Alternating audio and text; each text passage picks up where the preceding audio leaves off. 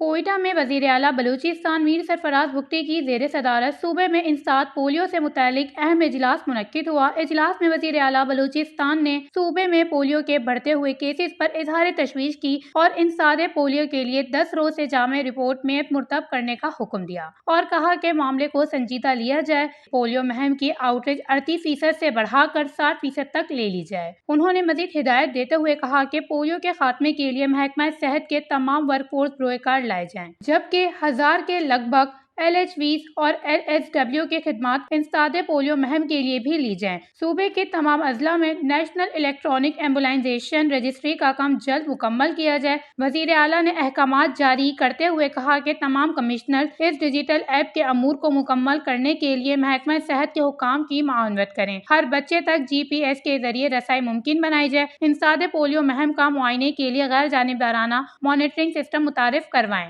Polio مہم کو برابر بنائیں۔ کوئی بھی کوتاہی یا سستی ناقابل برداشت ہے۔ میر سرفراز بگٹی نے محکمہ صحت کے حکام کو ہدایت دی کہ تمام مطلوب وسائل فراہم کریں گے لیکن نتائج دیے جائیں۔ وش نیوز، کوئٹہ، بلوچستان۔